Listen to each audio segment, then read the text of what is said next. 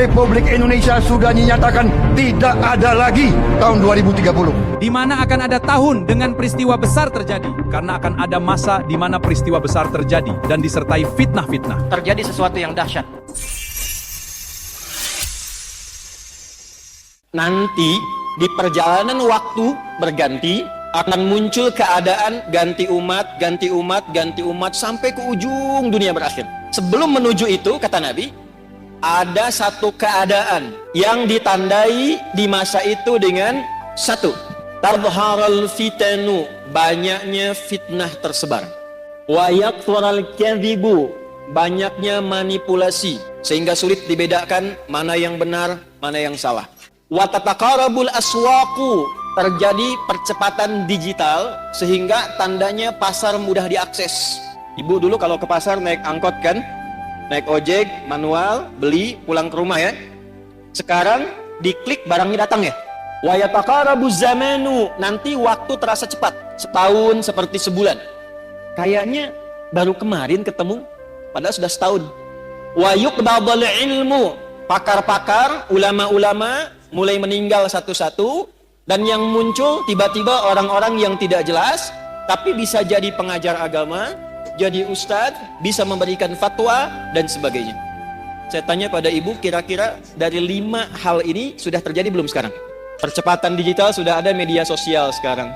Sekarang pertanyaannya, ketika masalahnya makin banyak, pertentangannya makin rumit, kadang sulit dibedakan mana yang asli, mana yang palsu, bagaimana cara kita selamat melewati masa itu, sehingga apapun tugas yang kita jalani dalam kehidupan, ibu sebagai istri, sebagai ibu rumah tangga, mungkin juga berkarir dan sebagainya, bagaimana menjalani pekerjaan dengan selamat dan kembali kepada Allah dengan bahagia dan mendapatkan rahmat Allah Subhanahu wa Ta'ala. Baik, para ibu sekalian dan teman-teman dimanapun berada, situasi yang kita alami dalam berkehidupan saat ini adalah situasi yang tidak sama dengan keadaan dan kondisi kehidupan di masa Nabi Sallallahu Alaihi Wasallam. Dulu di zaman Nabi belum ada dan tidak ada media sosial. Zaman Nabi nggak ada sepeda, sekarang ada.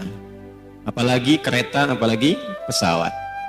Tapi ibu tidak boleh lupakan, karena Nabi ini adalah sosok istimewa utusan Allah yang tugas pokoknya menyampaikan panduan berkehidupan pada umat terakhir yang menjalani hidup di muka bumi sampai kehidupan ini selesai.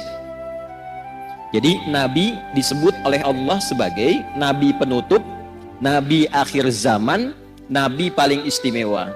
Kita yang ikut Nabi juga masuk status umatnya sebagai umat akhir zaman. Karena nabinya akhir zaman, umatnya pun umat akhir. Jadi ibu ini manusia akhir zaman ini. Sama dengan saya gitu ya. Yang dimaksud akhir zaman itu begini, supaya tidak keliru menafsirkan. Akhir zaman itu maksudnya periode masa hidup manusia sampai akhirnya kehidupan. Sampai selesai kehidupan di bumi ini.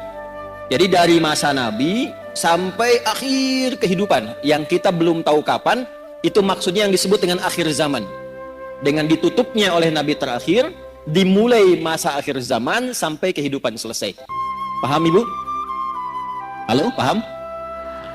Jadi jangan selalu diartikan kalau bicara akhir zaman besok kiamat misalnya, ya. Akhir zaman itu dari mulai Nabi diutus sampai terjadi kiamat, itu akhir, puncaknya terjadi apa? Kiamat.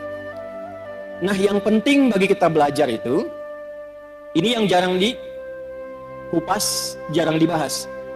Nabi itu karena tugasnya oleh Allah ditetapkan sebagai penjelas, pembimbing, penerang, maka di antara yang beliau jelaskan itu bukan hanya hukum fikih tentang cara sholat, cara kita baca Al-Quran, cara zakat, umrah, haji, puasa, tapi juga beliau dituntun, dibimbing oleh Allah untuk menerangkan keadaan di setiap perpindahan zaman sampai akhirnya. Misal, Nabi pernah komen begini dalam sabdanya. Kalau beliau sudah komen, kita langsung subscribe aja ya, sama like, gak usah ikut komen lagi. Khairul qarni, era terbaik itu kata Nabi, eraku. Kemudian era setelahku, sahabat. Kemudian era setelah itu, tabi'in. Jadi ada era Nabi, era sahabat, era tabi'in, kemudian yang dekat ke tabi'in. Semakin berganti eranya, akan semakin banyak masalahnya. Ada satu kalimat Nabi, nanti yang akan jadi ukuran kira-kira kita itu hidup di era yang bagaimana situasinya. Nanti kalau sudah paham, oh saya hidup ini di era yang seperti ini. Bagaimana cara menjalani kehidupan di era itu supaya selamat hidupnya di dunia dan selamat juga saat kita kembali ke akhirat kelak. Nah sekarang saya bacakan dulu satu hadis. Nanti menurut ibu kira-kira kita sudah berada di era itu atau belum? Karena di zaman Nabi itu belum terjadi. Ya, paham? Nah, kalau sudah paham, mari kita tutup kajian kita. Tenang ya Bu ya. Yuk kita bacakan hadisnya pelan-pelan. Qala Rasulullah sallallahu alaihi wasallam. Untuk menyingkat saya langsung sanadnya kepada Rasulullah sallallahu alaihi wasallam. Yushiku alla taquma as-sa'atu hatta tadhhara al-fitanu wa yakthura al-kadhibu wa yuqbadal ilmu wa tataqarabul aswaqu wa yakthurul kadhibu. Paham? Tidak. Nanti di perjalanan waktu berganti akan muncul keadaan ganti umat sampai ke ujung dunia berakhir. Sebelum menuju itu kata Nabi, ada satu keadaan, kondisi yang ditandai di masa itu dengan satu, tadharal fitanu, banyaknya fitnah tersebar, wa yakthural kadhibu, banyaknya manipulasi sehingga sulit dibedakan mana yang benar, mana yang salah. Sedikit-dikit ada masalah, pertentangannya makin banyak. Wa tataqarabul aswaqu, terjadi percepatan digital sehingga tandanya pasar mudah diakses. Ibu dulu kalau ke pasar naik angkot kan, naik ojek manual, beli pulang ke rumah ya. Sekarang diklik barangnya datang ya. Baik. Wa yataqarabuz zamanu, nanti waktu terasa cepat. Setahun seperti sebulan, sebulan seperti sepekan, sepekan seperti sehari, sehari seperti sekilatan. Kayaknya baru kemarin ketemu, padahal sudah setahun. Ya, terjadi sekarang. Wa yuqbadul ilmu, pakar-pakar, ulama-ulama mulai meninggal satu-satu, dan yang muncul tiba-tiba orang-orang yang tidak jelas, tapi bisa jadi pengajar agama, jadi ustadz, bisa memberikan fatwa dan sebagainya. Saya tanya pada ibu, kira-kira dari 5 hal ini sudah terjadi belum sekarang? Percepatan digital, sudah ada media sosial sekarang. Kalau ibu dulu curhatnya sambil masak, sekarang mau masak sudah bikin status. Teman-teman kira-kira menu apa ya yang cocok untuk hari ini? Nah, ya? Nah ternyata ketika era itu muncul, masalahnya makin banyak. Jadi penipuannya sekarang bukan hanya offline, bisa jadi online. Saya itu seumur hidup belum pernah mengisi kajian tentang garam, Bu. Tapi tiba-tiba saya lihat video ada tentang garam ruqyah. Videonya adalah saya, suaranya seperti saya, ya. Dan video yang diambil itu video yang menerangkan tentang bersih-bersih, mandi besar. Kemudian dicuplik videonya, diganti frekuensi suaranya menjadi dagang garam ruqyah. Anda bayangkan? Pernah lihat? Berarti sudah terjadi belum eranya? Sekarang pertanyaannya, ketika masalahnya makin banyak, pertentangannya makin rumit, kadang sulit dibedakan mana yang asli, mana yang palsu, bagaimana cara kita selamat melewati masa itu, sehingga apapun tugas yang kita jalani dalam kehidupan, ibu sebagai, istri, sebagai ibu rumah tangga, mungkin juga berkarir dan sebagainya, bagaimana menjalani pekerjaan dengan selamat dan kembali kepada Allah dengan bahagia dan mendapatkan rahmat Allah Subhanahu wa taala. Jangan dulu amin, kita bahas dulu ya. Saya nggak akan tanya ibu kelihatan apa enggak ya.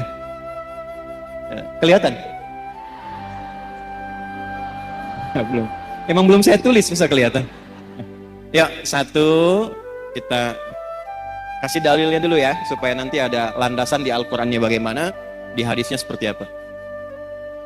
Judulnya Panduan Selamat Dunia Akhirat berdasarkan petunjuk Al-Qur'an dan Sunnah Nabi SAW. Satu, Al-Qur'an surah ketiga Ali Imran ayat 102.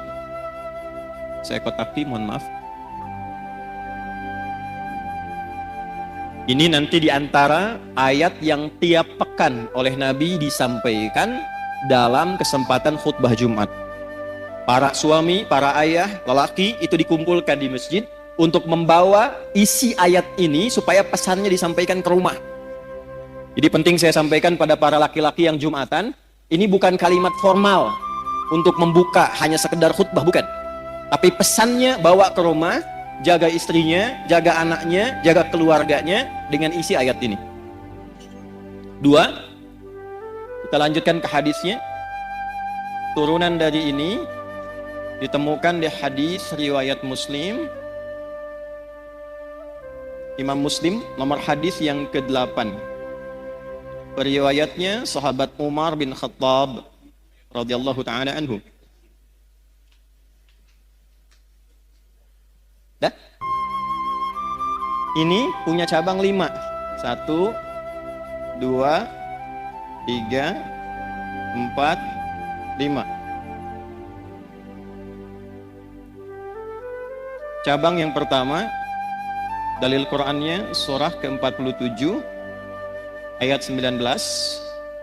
Turunannya surah paling favorit di muka bumi, Quran surah ke-112 Al-Ikhlas. Hadisnya, karena ini kajian ibu-ibu, kita ambil ibunda kita Sayyidah Aisyah.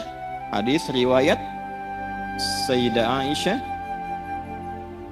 radhiyallahu taala anha, didokumentasikan oleh Imam Al-Bukhari dalam kitab sahihnya nomor hadis 7375. Riwayat yang kedua dari sahabat Abu Sa'id Al-Khudri.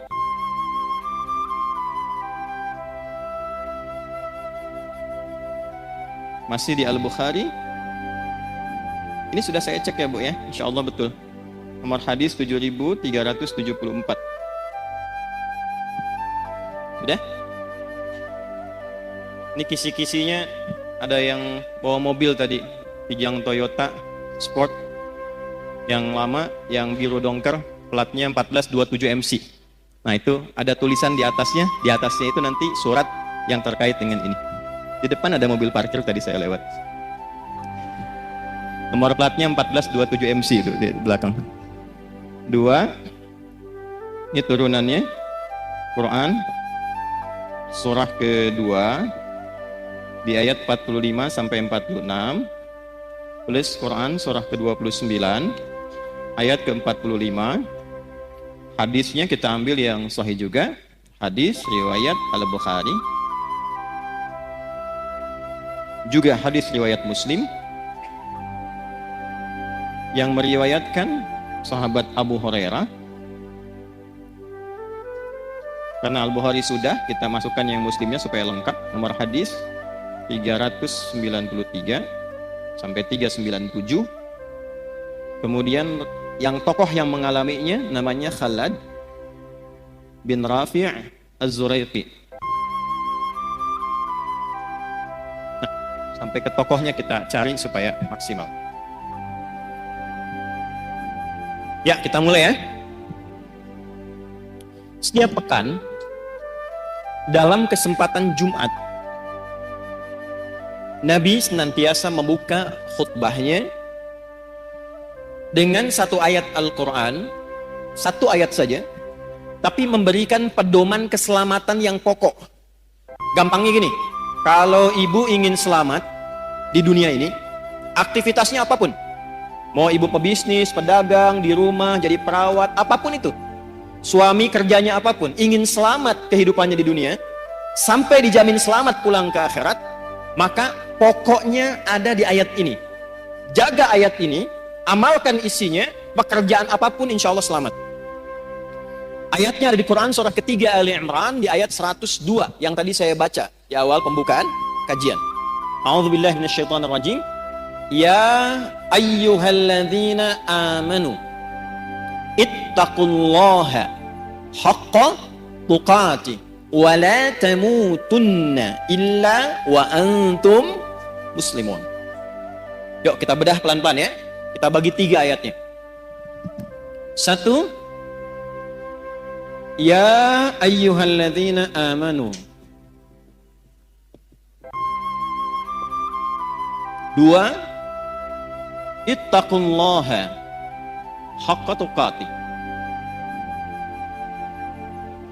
3, wala tamutunna illa wa antum muslimun. Ini mohon maaf saya tulis dengan khot saka ya. Kan khot itu ada khot nasakh, thuluth, ada ruq'ah, ada farisi. Nah ini jenisnya khot saka. Khot paling kontemporer. Saka itu singkatan, saka hoyong. Supaya cepat. Ya ayyuhalladzina amanu. Mau dibahas singkat atau dibahas detil? Oke. Ya, disebutkan 361 kali dalam Al-Quran. Fungsinya untuk memanggil, harfun nida. Nah, huruf memanggil itu di bahasa Arab ada 14. Ada a, ada ya, ada aya, ada wa, dan seterusnya. Tapi di Al-Quran yang disebutkan ibu, penting ini catat, itu hanya 1 dari 14 ini. Ini qadarullah kajian kami yang terakhir di disertasinya membahas tentang kajian gramatikal Quran 30 juz dari Al-Fatihah sampai An-Nas. Nah, iya ini satu-satunya huruf panggilan yang disebutkan dalam Al-Quran. Ternyata rahasianya yaitu memiliki fungsi, memiliki dan mewakili seluruh fungsi huruf-huruf nida yang lain. Misal, huruf nida itu huruf panggilan, Bu. Ya, ibu nida, ibu panggilan. Dipanggil suami, panggil anaknya dan sebagainya. Ya, memanggil yang dekat. Ya, memanggil yang menengah. Ya, memanggil yang jauh. Ya, bisa untuk minta tolong. Ibu sedang tawaf, tiba-tiba misalnya ada kondisi tertentu, kejepit, terus minta tolong. Ibu tinggal panggil dengan 1 huruf. Ya, nengok semua tuh. Ya, yang dekat, yang menengah, yang jauh. Nidaul qarib, nidaul mutawassit, nidaul ba'id. Pelan-pelan. Ayyuha disebutkan 150 kali dalam Al-Quran. Ayyunya namanya munada kalau di ilmu nahwu, berfungsi menguatkan hukum. Haknya namanya hak tanbih, berfungsi mengingatkan. Nanti sampai sini belum paham, kalau sudah kita terangkan jelas baru mengerti. Alladzina disebutkan 1080 kali dalam Al-Quran. Ini namanya konjungsi, kata sambung, isim mausul, tapi menunjuk pada objek, orangnya tanpa kecuali, siapapun. Mau laki-laki, mau perempuan, berapapun usianya, siapakah dia, besar, kecil, tua, muda, apakah dia diberikan kekuatan dengan kedudukan, harta melimpah, atau orang biasa, semua tanpa kecuali. Jadi kalau ada ayat Quran, dibuka dengan kata alladzina amanu, artinya Allah tidak membedakan siapapun sepanjang dia merasa punya iman. Yuk kita terjemahkan dengan ilmu tadi. Ya ayyuhalladzina amanu. Hei semua yang masih merasa punya iman dalam dirinya. Aku tidak melihat apakah engkau merasa kaya, orang biasa, punya kedudukan, laki-laki kah, perempuan kah, besar kah, kecil kah, tua kah, muda kah, ulama kah, orang biasa kah, sepanjang engkau merasa punya iman kepadaku, dimanapun kau berada.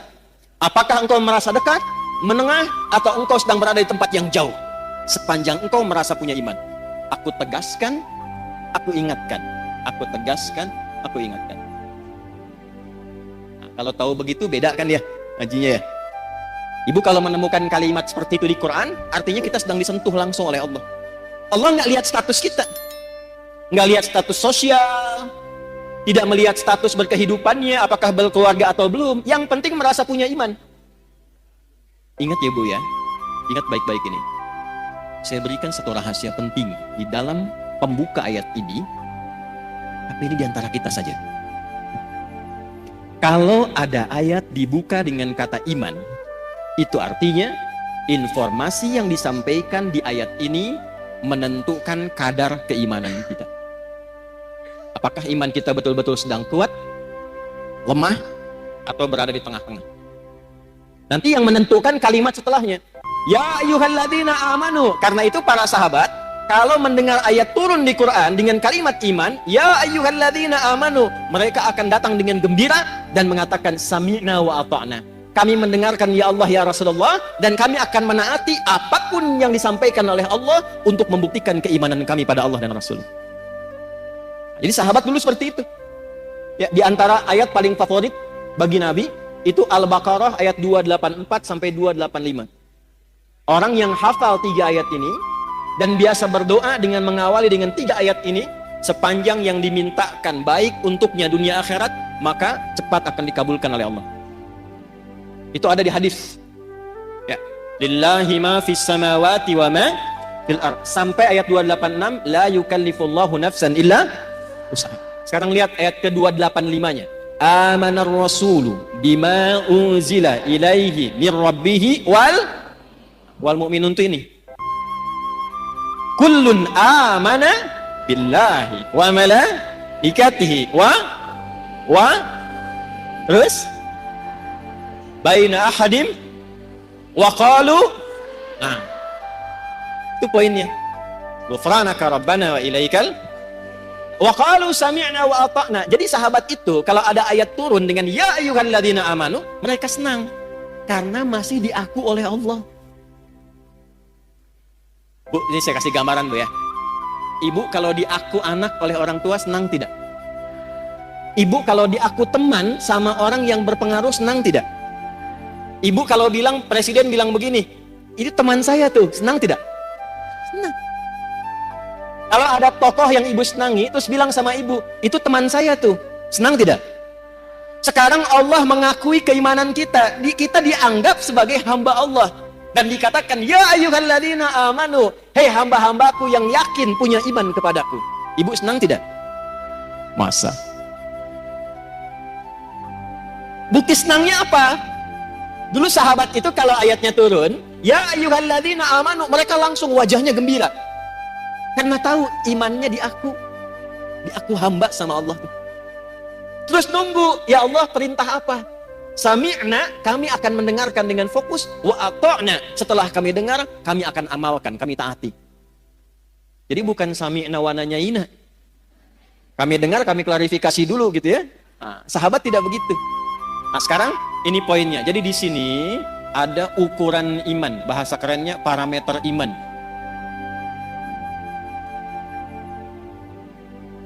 Rumus pertama, kita belajar rumus. Kalau ibu ingin mengukur keadaan imannya, ingin tahu nih, sedang kuat, biasa-biasa, atau sedang lemah, ibu keluarkan semua ayat di Quran yang ada kata iman di awalnya. Lalu lihat setelah itu informasinya. Kalau ibu sudah mengamalkan informasi itu dengan semangat, artinya imannya sedang kuat. Contoh, kalimat iman pertama di Al-Quran ada di Al-Baqarah ayat 3. Alladzina yu'minuna bil ghaib. Kalimat iman pertama. Setelah itu wa yuqimunas, orang-orang yang imannya itu cenderung bagus kepada Allah, pakai yu'minun, cenderung bagus, naik, bisa dilihat dengan semangatnya menunaikan sholat dengan baik. Maka menunaikan sholat itu ukuran iman. Bila ibu sholatnya semangat, itu tandanya imannya kuat. Tapi kalau sholatnya biasa-biasa saja, imannya standar. Kalau malas-malas, imannya lemah. Misal, di An-Nisa ayat 103. فَإِذَا قَضَيْتُمُ الصَّلَاةَ فَاذْكُرُوا اللَّهَ قِيَامًا وَقُعُودًا وَعَلَى جُنُوبِكُمْ فَإِذَا اطْمَأْنَنْتُمْ فَأَقِيمُوا الصَّلَاةَ إِنَّ الصَّلَاةَ كَانَتْ عَلَى الْمُؤْمِنِينَ كِتَابًا مَوْقُوتًا. Saya baca terjemahannya pakai ilmunya. Secara singkatnya begini, di ujungnya. Orang beriman itu pasti menjaga dan mengetahui waktu sholat. Jadi ada orang yang saking kuatnya iman, Bukan hanya nunggu panggilan sholat, Bu. Waktu sholat pun dia hafal. Tuh. Subuh jam berapa tadi? Nggak usah dek sini. Jam berapa? 4:17, 4:20, 18. Terjadi perbedaan pendapat tentang waktu sholat subuh. Gak apa-apa, ini menunjukkan ibu berada dari daerah yang berbeda-beda. Ya, Kiara Condong. Soreang ya. Alhamdulillah. Karawang ada, Masya Allah. Bekasi? Baik ya. Bekasi memang agak jauh dikit. Nih, kita ambil tengah-tengah subuh 4.18 misal. WIB, waktu Indonesia bagian Bandung. Adzan di Istiqamah. Allahu Akbar, Allahu Akbar. Ibu dengar 4.18. Begitu ibu dengar adzan, ibu langsung siap-siap. Ya, dipanggil sholat, langsung siap-siap. Nah, ini menunjukkan imannya ibu itu standar. Nah. Belum kuat. Hati-hati. Suami ibu kerja di kantor jam 7 masuknya. Datang jam 7, standar tidak? Nah, kalau suami ibu datang jam 6, nah itu melebihi standar istimewa. Dipanggil 4.18, ibu sadar dan siap-siap 4.18, standar tidak? Belum kuat. Kalau ibu bangun jam 3, sebelum dipanggil siap-siap, warming up dulu tahajud, istighfar dulu, supaya frekuensinya ibadah kepada Allah nyambung, sholatnya khusyuk, baru imannya kuat. Tapi kalau dipanggil 4.18, baru bangun 8.14, itu iman lemah. Jadi yang ini, yang kuat, ini orang yang merasa dekat dengan Allah. Saking dekatnya dia siap-siap sebelum dipanggil. Yang ini yang standar, yang menengah, kapan dipanggil, datang. Yang ini udah dipanggil-panggil masih ngitung, dah komat belum? Duhurnya masih lama. Ini. Sehingga merasa agak jauh jaraknya. Ya ayyuhalladzina amanu. Ya-nya berfungsi. Hei, baik engkau yang merasa dekat denganku, yang biasa-biasa, ataupun yang merasa jauh dariku, sepanjang engkau masih merasa punya iman, aku tetap mengakui engkau sebagai seorang hamba. Amalkan amalan ini. Kalau diamalkan, yang imannya lemah bisa kuat, yang biasa-biasa bisa semakin dekat dengan Allah, dan yang sudah dekat akan menjadi kualitas iman yang istimewa. Jelas sampai sini? Jadi kalau ibu menemukan kalimat di Quran, ya ayyuhalladzina amanu, setelah itu ada kalimat, ada informasi, amalkan isinya, karena isi ayat itu sejatinya ingin mendidik kita supaya membangun hubungan lebih kuat dengan Allah Subhanahu wa Ta'ala. Itu maksudnya. 2. Ini saya kotaki. Ibu tanya, bagaimana cara saya meningkatkan iman ya Allah? Saya ingin naik standar dari yang biasa-biasa, naik ke iman yang lebih kuat. Saya ingin iman saya yang terlihat sekarang lemah, sehingga rapuh, ada masalah juga, sering pesimis, ada tekanan cepat jatuh. Saya ingin menguatkan diri saya supaya lebih dekat denganmu ya Allah. Bagaimana caranya? Maka Al-Quran tidak berhenti dengan hanya menyampaikan informasi, tingkatkan imanmu. Diteruskan dengan panduan, kalau engkau ingin meningkatkan imanmu, ingin membangun kedekatan lebih dengan Allah, maka caranya ittaqullaha haqqa. Ini rumus selamatnya yang ini, Bu. Tingkatkan takwa. Ini rumus selamat dunia akhirat.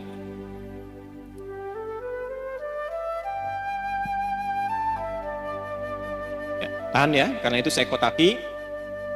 Tingkatkan apa? Pelan-pelan. Jadi kalau ibu bertanya, apa rumus selamat dunia akhirat dalam Al-Quran dan hadis? Bahasa Qurannya sederhana. Tingkatkan takwa secara serius dan benar. Tingkatkan takwa secara serius dan benar.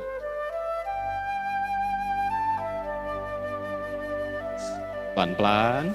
Mohon izin saya turunkan sedikit volumenya supaya lebih bisa didengar dengan baik. Tadi kalau agak keras itu agak semangat ya. Bu, saya kasih jalan berpikir dulu. Bahasa kerennya logikanya begini.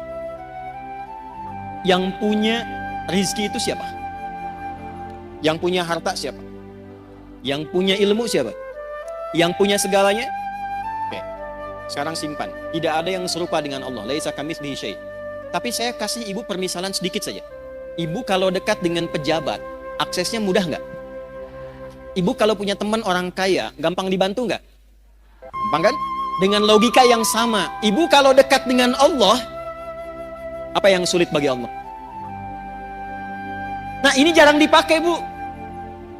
Ada persoalan, kenapa tidak dikembalikan ke Allah? Ingin sesuatu, kenapa tidak meminta ke Allah? Yang kita butuhkan sekarang itu bukan materinya, bukan kedudukannya. Yang membuat bahagia itu seringkali bukan karena materi berlimpah, bukan. Yang sejatinya membuat kita lebih bahagia itu ada ketenangan dalam jiwa. Makanya di rumah tangga, sakinah itu didahulukan sebelum mawaddah. Sakinah, mawaddah, dan mawaddah itu, Bu, pemberian ungkapan cinta yang diberikan dengan pemberian fisik, materi. Kalau baru akad itu mahar. Ya, itu diteruskan setelah berumah tangga. Misal istrinya milad, suami kasih hadiah pulang ke rumah. Mama, selamatnya milad, semoga berkah. Ya, nggak usah tiup-tiup lilin mah, ini aja aku punya hadiah nih. Gelang 2 kilo misalnya kan. Misal gitu. Nah, suami juga begitu. Misal suami promosi jabatan dapat, atau dia merasa bahagia, ibu masakkan kue kesukaannya, itu mawaddah, Bu. Itu mawaddah namanya. Jadi ada rasa cinta yang timbul karena berbagi hal materi, itu mawaddah. Tapi pertanyaannya, kenapa sakinah mendahului mawaddah? Karena sebanyak apapun harta dikumpulkan, kalau tidak ada ketenangan di rumah tangga, itu hampa kehidupannya. Saya kan sering tanya ibu kan, di terakhir saya mau tanya lagi nih. Ibu pilih mana? Kaya tapi gelisah atau miskin tapi tenang? Tidak ada pilihan ketiga. Dua aja. Dua aja. Saya tahu, saya belum bilang pun lihat wajah ibu sudah paham saya. Pasti cari yang ketiga. Kaya tapi gelisah atau miskin tapi tenang? Angker kayaknya. Ya. Jadi ada rumus dalam psikologi, jika terjebak pada dilema di antara dua cinta, pilih yang ketiga katanya tuh. Das ini. Nah, yang melahirkan ketenangan, yang membuka akses, itu dalam Al-Quran kuncinya sederhana, takwa. Contoh, buka Quran surah ke-65 misalnya, surah tentang rumah tangga. Di akhir ayat kedua, di awal ayat ketiga. Wa may yattaqillaha yaj'al lahu wa yarzuqhu min haitsu la. Siapapun yang ingin meningkatkan takwanya kepada Allah, pakai man. Man itu sifatnya individu, per orang. Jadi Allah nawarin gini, Bu, bukan ke banyak-banyak semua, tidak, ke setiap orang. Jadi ibu kalau baca ayat itu, rasakan ayatnya untuk kita. Saya kalau baca ayat itu, saya posisikan begini. Hei Adi Hidayat, bawa secara personal ke pribadinya. Wa may yattaqillaha, dan siapapun, hei fulan, hei fulana, yang mau meningkatkan takwanya kepada Allah, yaj'al lahu, sesulit apapun persoalan yang dia alami, aku berikan solusi dan jalan keluarnya. Jadi ada orang, Bu, ada orang yang dalam hidupnya seakan tidak pernah punya masalah. Bukan nggak ada masalah, tapi karena saking tinggi takwanya, saat dia akan menghadapi masalahnya, diringankan oleh Allah karena sudah diberi jalan keluar sebelum dia menghadapinya. Ibu kenal Siti Maryam? Bagus. Ada yang kenal sana tuh? Kalau kenal langsung saya tutup kajian kita hari ini. Loh, Sayyidah Maryam itu siapa? Nah ini masalahnya. Ibu punya ayat tentang perempuan, An-Nisa. Ada tokohnya Maryam, cuman jarang dibaca. Ibu keluarkan isinya, lihat sejarahnya. Maryam itu ketika akan terlahir, itu ibunya berharap lahirnya laki-laki. Karena ada berita dalam kitab suci sebelumnya, di masa ibunda itu tinggal, namanya Hannah, suaminya Imran. Ada tanda-tanda akan lahir dari rahim seorang perempuan terbaik di masa itu, seorang nabi dan rasul. Semua sepakat Hannah itu orang terbaik, perempuan paling solihah di masanya, suaminya soleh. Kemudian ketika mengandung, berharapnya laki-laki. Imrannya meninggal sebelum lahir anaknya. Begitu lahir, lahirnya perempuan. Ibu pengen laki-laki, keluar tiba-tiba perempuan. Nah, anak ini unik, Bu. Nanti kalau dalam kajian lain fikih rumah tangga, kita akan bahas salah satunya hikmah tentang anak. Kenapa kok bisa pengen laki-laki keluar perempuan? Pengen perempuan lahir, pengen cepat tiba-tiba lambat. Pengen ditunda tiba-tiba lahir lagi. Nah, itu ada hikmahnya. Tapi saya mau langsung masuk ke Maryam. Begitu lahir perempuan, beliau langsung berkata begini, "Ya Allah, perempuan." Quran surat 3 ayat 36. Takwanya ayat 37-nya. Falamma wada'atha qalat rabbi inni wada'tuha untha. Ketika dilahirkan ternyata yang lahir itu perempuan, Hannah berkata begini, "Ya Allah, perempuan. Saya pengennya laki-laki." Apa jawab Allah? Wallahu a'lamu bima wada'at wa laysa dzakaru kal untha. Allah lebih mengetahui hikmah rahasia di balik kelahiran setiap anak. Kamu jangan simpulkan perempuan seperti pikiranmu. Perempuan pun punya keistimewaan yang tidak dimiliki laki-laki. Coba ibu sepanjang berkehidupan pernah menemukan nggak keistimewaan yang dimaksud di ayat ini apa? Ibu tuh istimewa, Bu. Nanti Pak, pas pengajian bapak-bapak saya bahas yang laki-laki, Pak, tenang. Enggak, saya katakan gini, ini ayat turun saat perempuan tuh direndahkan, Bu. Ya, direndahkan, dianggap bahkan tidak sempurna. Ada ibadah di satu keyakinan, kalau isinya masih perempuan belum bisa berlangsung. Ada disamakan dengan sosok yang sangat tidak baik dan sebagainya. Jadi saat perempuan direndahkan, Islam datang dengan ajaran mengangkat derajat perempuan dan mengatakan perempuan punya keistimewaan yang tidak dimiliki laki-laki. Lalu wa inni sammaituha Maryam, diberi namalah anak perempuan itu dengan nama apa? Maryam. Yang mau saya katakan bukan Maryamnya. Yang mau saya katakan, hal pertama yang dilakukan oleh ibunda Maryam, Hannah, itu melatih Maryam supaya membangun kedekatan lebih dengan Allah. Jadi yang diajarkan pertama kali, Bu, ya, yang disiapkan itu bukan bagaimana nanti bajunya, bagaimana popoknya, bagaimana seluruh fasilitas dunianya. Ya, kalau didapati kan era sekarang, walau tidak semuanya, kalau mau lahiran kan banyak disiapkan itu perlengkapan lahirannya kan. Pernah nggak terfikir ketika anak ini lahir, yang terfikir pertama bagaimana anak saya ini bisa dekat dengan Allah? Itu dulu. Bagaimana anak saya yang lahir kenal Allah? Sehingga ketika dia dekat, hisab saya ringan di hadapan Allah, saya pulang. Itu poinnya. Berapa di antara ibu muslimah yang ketika mengandung dan melahirkan memiliki cara berpikir seperti ini? Ketika lahir, yang dia pikirkan bagaimana anak saya bisa kenal dengan Allah. Sekarang ibu lihat apa yang terjadi. Ketika anak ini didekatkan dengan Allah bahkan sejak dalam kandungan. Ayat 35-nya itu sudah didekatkan dengan Allah, Bu, dalam kandungannya. Idh qalat imra'atu Imran rabbi inni nadhartu laka ma fi batni muharraran fataqabbal minni. Ketika istrinya Imran memberikan inspirasi kepada perempuan-perempuan di muka bumi, para muslimah. Ketika beliau mengandung, beliau dekatkan anaknya dengan Allah dan mengatakan, "Ya Allah, saya bernazar ketika dia lahir, anak ini akan saya dekatkan denganmu." Maka di era Nabi dicontohkan dari kandungan. Sudah berdoa, turun Quran surah 7 ayat 189. Dalam kandungan suami istri mulai berdoa, suaminya cari yang halal, istrinya banyak sholat, banyak baca Quran. Jadi ketika lahir itu sudah ada bekal-bekal awal supaya kenal Allah. Maka apa yang terjadi? Begitu anaknya lahir, wa inni sammaituha Maryam, diberi nama sesuai harapannya. Nama itu penting, Bu. Misal ibu pengen punya anak yang ahli Quran. Ibu kasih nama misalnya kalau ahlinya itu sampai paham, Ahmad Faqihul Quran misal. Di situ ada doa. Oh, saya pengen anak saya yang kedua dekat dengan Nabi. Ibu beri nama misalnya Amelia Habibatul Mustafa. Aku harapkan anak ini tumbuh jadi kekasihnya Nabi.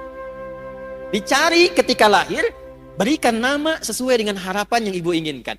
Maryam, di antara maknanya, di antaranya sosok yang menjaga diri, sehingga dengan penjagaan itu ia selalu dekat dengan Allah. Yang Allah senangi, dikerjakan. Kalau Allah nggak suka, dia tinggalkan. Yang Allah inginkan, dia ikuti. Allah nggak suka, dia jauhi. Itu Maryam namanya. Maka ibu itu menyiapkan fasilitas untuk menempa anaknya supaya dekat dengan Allah. Maka dimintakan kepada pamannya yang seorang nabi namanya Zakaria untuk dibimbing anaknya, dibuatkan tempat namanya mihrab. Di tempat itulah dididik anak itu supaya meningkatkan takwa kepada Allah. Ibu lihat apa yang terjadi. Sebelum anak itu membutuhkannya, Allah sudah kirimkan seluruh kebutuhannya. Fataqabbalaha rabbuha biqabulin hasani wa ambataha nabatan hasana. Perhatikan, ini poinnya. Kalau ada seorang ibu, ayah, suami istri, dia menyiapkan anaknya supaya dekat dengan Allah sejak dini, maka Allah yang akan merawatnya sampai dia tumbuh berkembang. Merawat tuh maksudnya memperhatikan dia, menjaga dia, mengalirkan kebutuhan dengan baik. Wa kafalaha Zakaria, tapi tetap mesti ada ikhtiar. Jangan ibu biarkan dari awal, ya Allah, saya sudah bacain dia Yasin, Al-Kahfi, Baqarahan, Anisaan, sekarang terserah engkau ya Allah. Nggak bisa begitu. Cari sekolah yang baik, cari orang baik untuk ngajar, ustadznya cari. Nanti dengan ikhtiar itu turunlah rezeki dari Allah. Wa kafalaha Zakaria, perhatikan.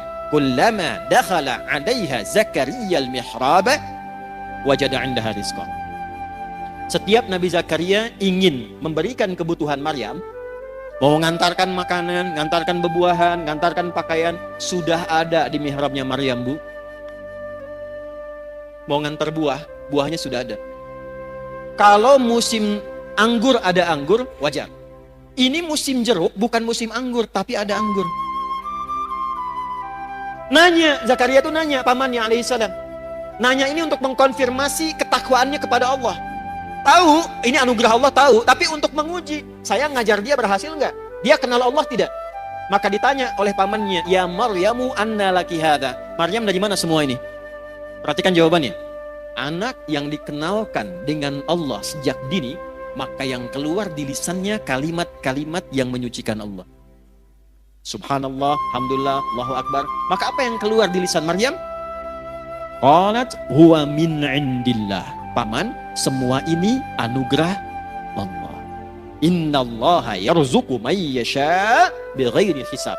Allah akan mengalirkan rizki pada hamba yang dikehendakinya tanpa batasan. Siapa hamba yang dikehendaki di sini? Yang meningkatkan takwa. Ini.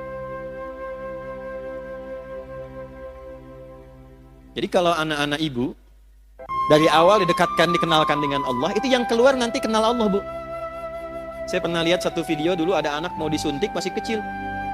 Yang keluar tuh subhanallah, astagfirullah, dosa apa aku ya Allah, astagfirullah, gitu.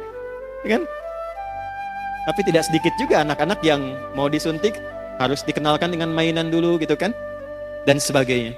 Tidak salah, tidak. Tapi kalau ingin dijaga, dirawat oleh Allah, maka kenalkan sejak dini. Maka Bapak Ibu, Bapak tuh ada Bapak di sana, Ibu di sini, supaya terbawa juga suasananya. Yang mau saya tegaskan yang pertama, apakah itu hanya berlaku untuk Maryam atau umum? Kita bisa dapat nggak? Dari mana taunya? Kembalikan ayatnya di Quran. Maryam ini hanya contoh. Seperti Nabi Ayub contoh kalau sakit amalnya bagaimana. Seperti Nabi Yunus contoh kalau sedang kena musibah amalnya seperti apa. Seperti Nabi Ibrahim contoh kalau jadi ayah yang sibuk memperhatikan anak bagaimana. Contoh. Petunjuknya ada di Quran. Jadi kapanpun kita hidup, keluarkan ayat ini, maka kita berpeluang mendapatkan yang sama seperti Maryam mendapatkan. Maryam Nabi bukan? Bukan. Rasul bukan?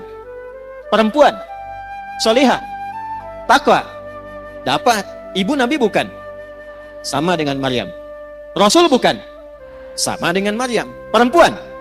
Sama dengan Maryam. Ibu sama solehnya dengan Maryam. Itu yang beda. Tinggal ini yang ditingkatkan. Maka ayatnya balik lagi ke surat ke-65. Wa may yattaqillaha yaj'al lahu. Bukan hanya Maryam, siapapun. Dulu ada Maryam, sekarang misalnya ada Iis, Ya, ada Ina, ada Eti, ya. Ada Ici, ada macam-macam lah, silahkan gitu kan. Ada Siti, ada macam-macam. Silahkan siapapun namanya, karena kalimat Qur'annya nawarkan umum untuk personal. Man, kamu mau tingkatkan takwa, aku berikan hal yang serupa. Bu, tolong catat ini ya. Tidak ada orang hidup tidak punya masalah, itu nggak ada. Nggak ada. Saya ulangi ya. Tidak ada orang hidup yang tidak punya masalah. Masalah itu Allah kirimkan bukan ingin membuat kehidupan kita bermasalah, bukan. Tapi ingin meningkatkan kualitas kehidupan kita agar lebih baik dari sebelumnya. Karena kalau tidak diuji, Bu, kemampuan kita tidak keluar. Anak-anak ibu yang sekolah itu, ada ujian nggak? Kalau nggak ada ujian, itu ibu nggak akan tahu anak ibu tuh benar nggak belajarnya. Ilmunya dapat nggak? Untuk menguji bahwa dia sudah dapat ilmu, punya kemampuan baru, mesti ada ujian. Nanti kalau sudah pintar, naik kelas dia, menghadapi masalah yang baru. Dengan logika yang sama, hidup juga begitu. Kalau datang masalah, berbahagialah. Karena ketika Allah kirimkan masalah itu, bukan ingin membuat kita bermasalah, bukan. Tapi supaya kemampuan kita bertambah, dan memudahkan kita mengatasi berbagai macam persoalan kehidupan berikutnya. Cuma kalau ibu ingin cepat mengatasi masalah itu, dibuat gampang oleh Allah. Caranya tingkatkan takwa. Sehingga setiap masalah yang datang, sebelum datang diringankan dulu oleh Allah. Seakan-akan gak ada masalah. Ustadz juga sama, Bu, punya masalah. Serius. Bahkan masalahnya kadang itu lebih banyak dari ibu. Itu masalah ibu ditanyakan juga ke saya. Nanti ada pertanyaan tuh. Di poinnya ini. Siapa yang mau bahagia angkat tangan? Sudah cukup turun. Ya. Ternyata rumus bahagia bukan harta, bukan kedudukan. Itu banyak public figure, kaya-kaya, menikah, sebulan, 2 bulan, masalah. Ternyata faktornya bukan karena terkenal, bukan karena harta. Yang ingin bahagia, rumusnya takwa. Quran surah kedua di akhir ayat 189. Ayat 189 di surah Al-Baqarah ditutup dengan kalimat begini. Wattaqullaha la'allakum tuflihun. Jika engkau ingin bahagia, maka tingkatkan takwamu kepada Allah. Bertakwalah kepada Allah, maka hidupmu cenderung bahagia. Siapa yang ingin pintar? Ya kan? Yang kepintarannya berkali lipat. Ternyata rumusnya takwa. Ditemukan di mana? Di Quran surah kedua Al-Baqarah di akhir ayat 282. Ayat paling panjang di Al-Quran menyampaikan ilmu yang termasuk rumit tapi ditutup dengan kalimat wattaqullaha wa yu'allimukumullah. Engkau tingkatkan takwamu kepada Allah, Allah tambahkan dan ajarkan pengetahuan-pengetahuan yang mudah. Ini kuncinya.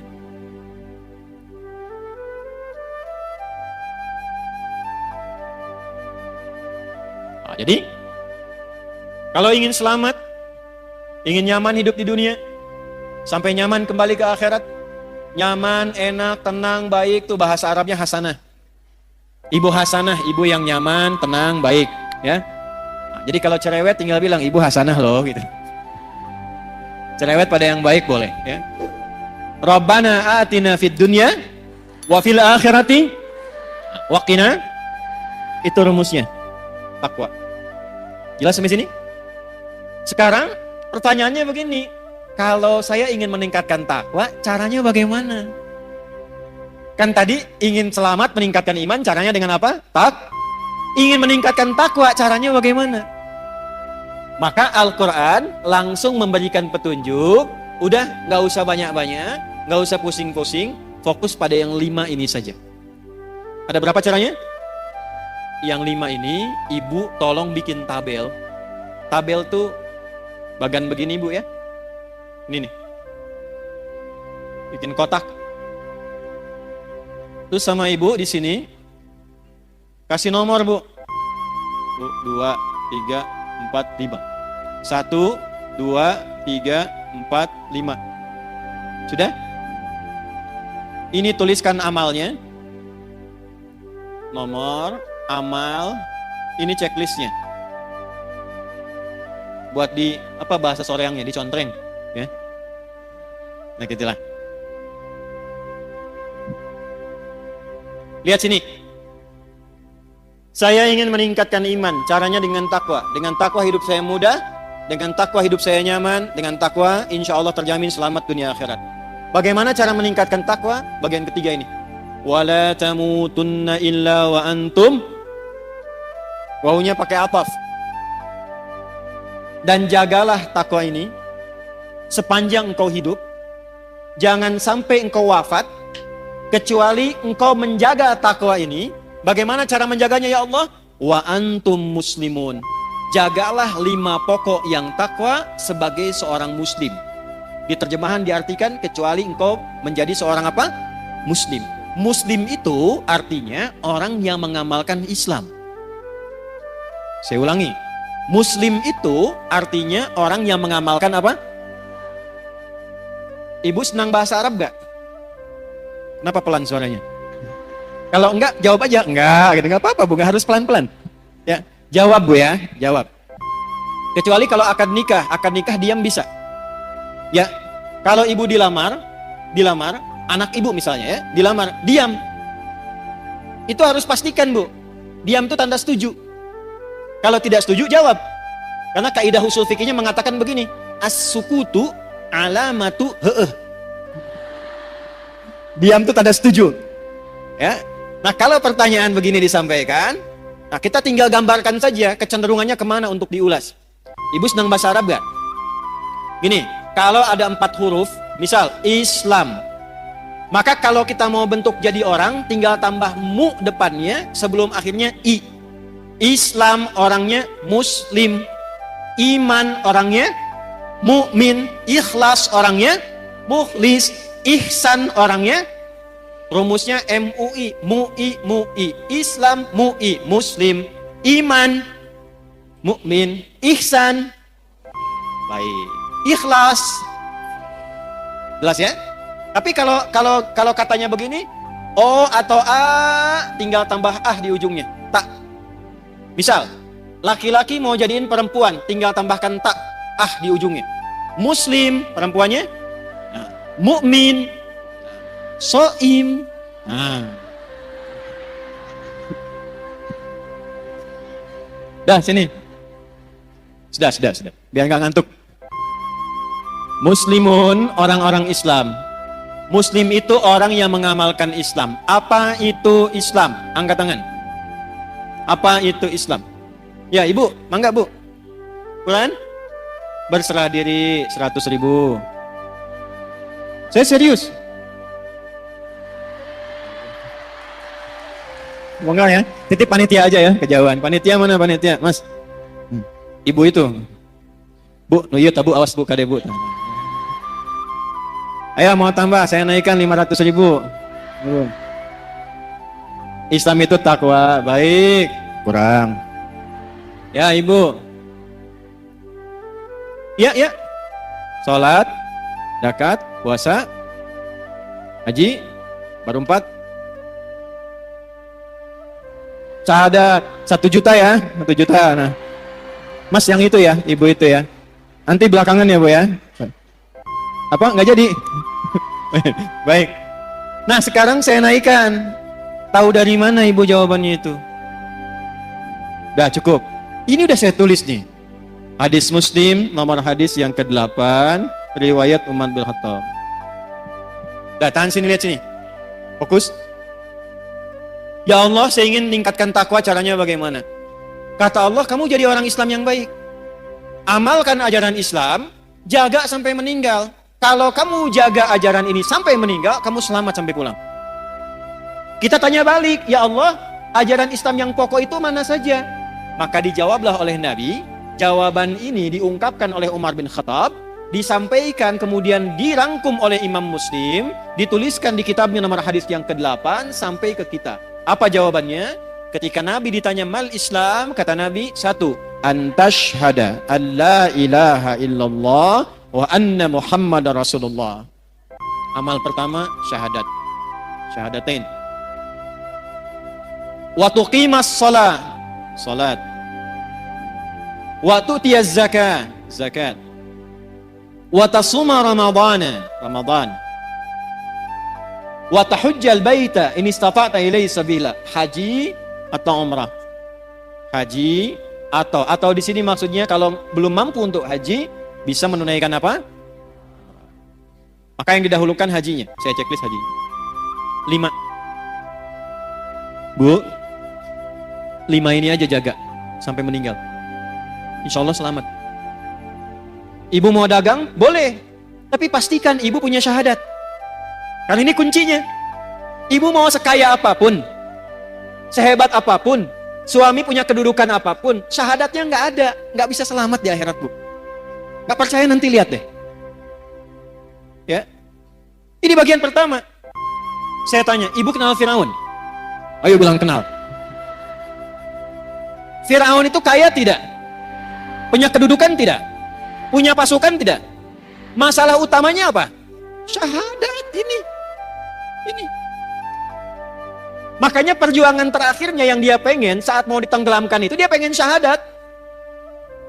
Saya sekarang beriman sama Tuhannya Musa dan Harun. Kata Jibril, enak aja. Karena syahadat yang sudah dipaksakan di tenggorokan dan dipaksakan, hanya ingin, bukan karena ikhlas syahadatnya. Dia menginginkan dengan mengucapkan itu pengen selamat dari terjangan air laut pada masa itu. Maka Jibril melihat, ini bukan ketulusan, ini kepura-puraan. Maka malaikat diwahyukan, diperintahkan mengambil bagian dari tanah, ya, atau juga dari bagian tanah laut, ya. Kalau kita bahasa Indonesianya apa ya? Kalau kira condong tuh letak tuh apa bahasanya? Lumpur. Nah, ya, lumpur laut diambil lalu dijejalkan ke mulutnya begini. Masalahnya apa? Yang dia cari syahadatnya. Ya, jangan dikira kekuatan, jangan dikira harta benda, jangan dikira kehebatan yang tampil di dunia itu bisa membawa keselamatan di akhirat, belum tentu. Ini yang pertama. Jadi sekarang ibu lakukan apa? Yang ibu lakukan, keluarkan semua anggota keluarga, tulis siapa aja di sini. 1, 2, 3, 4, 5. Yang ke atas siapa? Yang ke bawah siapa? Yang ke kanan siapa saja? Ke kiri siapa saja? Ayahnya, ibunya, suami, istri, anaknya, sampai ke bawah. Cek. Yang pertama, yang harus dipastikan, ini ada enggak?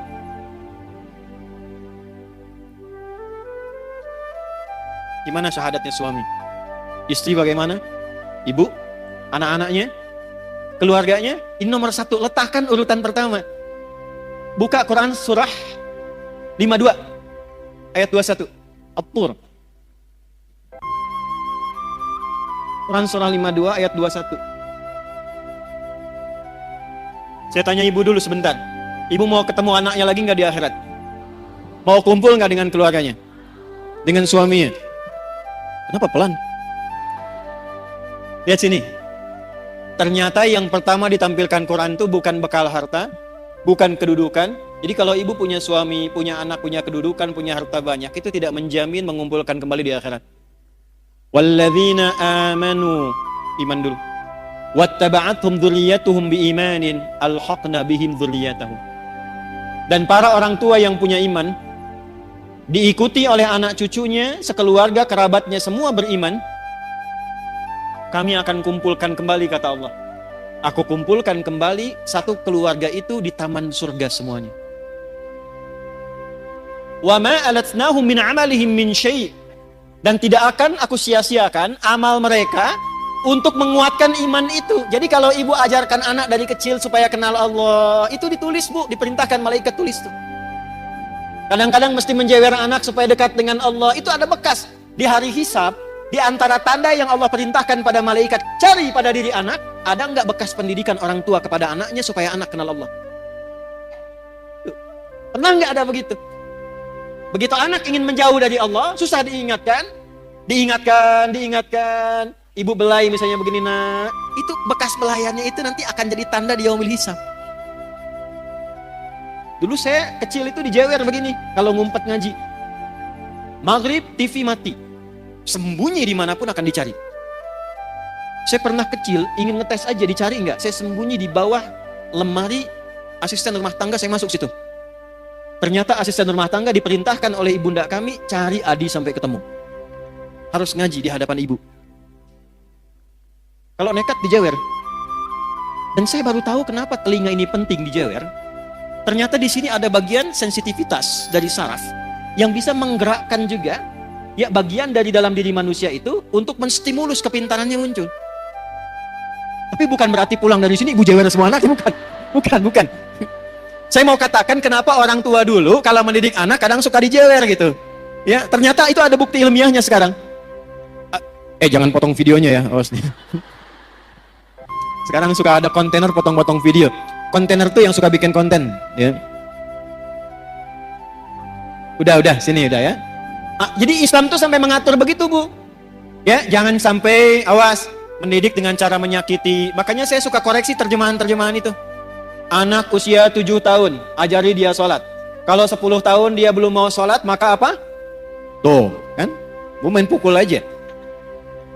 Terjemahnya bukan begitu. Idrib itu artinya memberikan contoh sampai mengerti. Dari kata doroba itu artinya memberi contoh. Innallaha la yastahyi ayyadriba mathalan ma ba'udatan fama fau. Ngasih contoh. Maksudnya apa?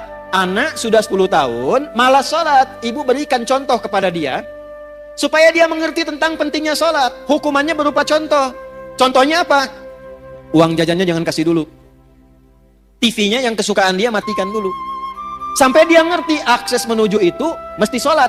Kalau dia tanya kenapa sih mesti sholat, nah sholat itu mendekatkan kita dengan Allah. Ini loh Allah yang ngasih mama TV itu Allah, yang ngirim uang ke mama itu dari Allah, yang ngasih kita kenyamanan hidup itu Allah. Cara terima kasih kita sama Allah sholat. Kamu dikasih sama paman uang, kamu ucapkan terima kasih. Kita dikasih sama Allah berupa banyak kenikmatan. Ini cara terima kasihnya sholat. Itu caranya. Sampai dia mengerti. Tidak harus memukul. Kalau di Arab budayanya memang begitu, tapi bukan menyakiti. Kadang tepak begini gitu. Itu contohnya. Paham? Satu, Bu. Bagaimana cara menjaga syahadat? Maka cabangnya ini. Quran surah 47 ayat 19. Fa'lam annahu la ilaha. Fa'lam, maka cepatlah belajar, mesti punya ilmu. Jadi syahadat pun ada apa? Ada ilmu. Izin ya Bu ya. Syahadatnya checklist dulu. Tapi kalau ibu checklist, menjaganya juga nggak mudah kalau tanpa ilmu. Karena akan tiba masanya syahadat itu mudah ditukar.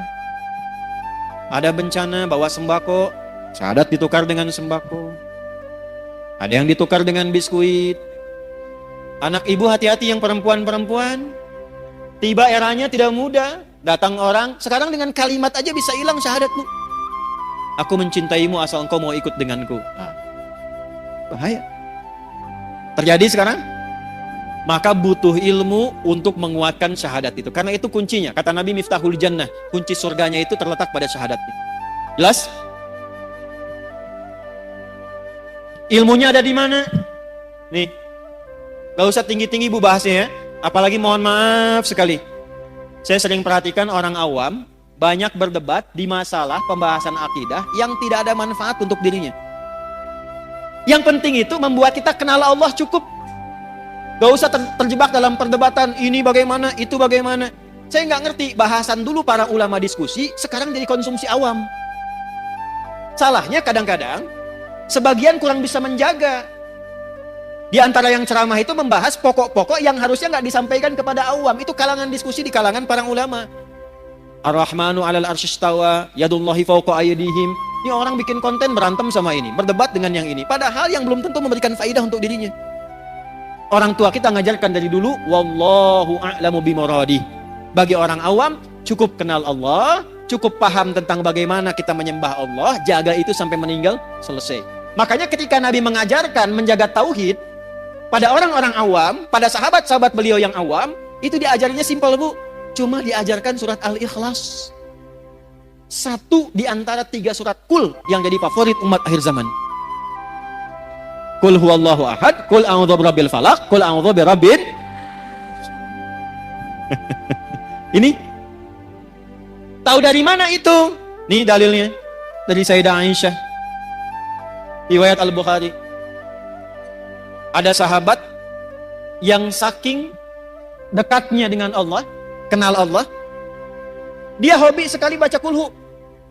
Jadi mainnya kulhu terus Bu. Rakaat kedua. Ya, walaupun rakaat pertama misalnya Al-Duha, Al-Insyirah, Al-A'la, yang keduanya selalu kulhu. Dikomplainlah kemudian, ya, beberapa sahabat ngomplain itu, kamu kenapa sih main kulhu terus? Baca kulhu terus? Maka disampaikan kepada Nabi, inilah hebatnya Nabi sallallahu alaihi wasallam. Nabi tidak memberikan vonis, tidak langsung memberikan hukum, dipanggil orangnya ditanya, kenapa engkau senang baca kulhu di rakaat kedua? Kata sahabat ini, ya Rasulullah, di dalam kulhu itu ada sifat-sifat Allah yang indah.